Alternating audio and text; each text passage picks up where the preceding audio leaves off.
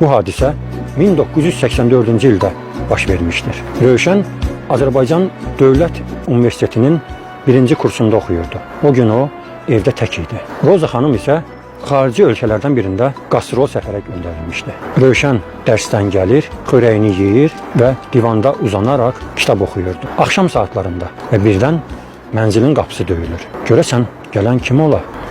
Rövşən uzandığı divandan qalxır və gedir qapını açır. Amma onun ağlından belə keçməzdi ki, üzünə qapı açdığı bu insan bir neçə dəqiqədən sonra onun həyatına son qoyacaq. Qatil Rövşənin evdə tək olduğunu bilirdi. Deməli o ailəyə çox yaxın şəxs olur. Və dediyim kimi bir neçə dəqiqədən sonra ömrünün gənclik dövrünə yenicə qədəm qoyan günahsız bir oğlanın qanı bütün otağa yayılacaq. Rövşənin öldürülməsinin səbəbi nə idi?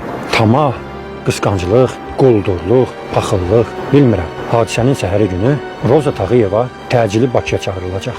Amma ona oğlunun öldürülməsi haqqında əvvəlcədən heç bir söz deyilmir. Ana Bakıya gəlir və evinə çatana qədər yeganə övladının ölümündən xəbəri olmur. Həmin dövrdə bu hadisə ilə bağlı müxtəlif şayələr, söz-söhbətlər yayıldı. Kimisi dedi ki, qatil Rövşəni öldürdükdən sonra onu çamadana qoyub və başqa bir ünvana aparıb gizlədib. Kimisi dedi ki, bu hadisəni törədən şəxs Roza xanımın ilk evliliyindən olan övladı olub. Kimisi də Rövşənin öldürülməsini tamah məqsədi ilə onlara yaxın bir şəxsin etdiyini söyləyirdi. Amma məndə olan məlumata görə Rövşəni öldürən şəxs Roza xanımın qonşusu, həm də ailəvi dostunun oğlu idi. Rövşənin öldürülməsinin səbəbi indi də çoxları üçün qaranlıq olaraq qalır. Həqiqət isə arxivdə saxlanılan cinayət işinin papkasının içərisindəki saralmış vərəqlarda gizlənir. Əlbəttə, istintaqçılar bu cinayətin üstünü çox qısa müddətdə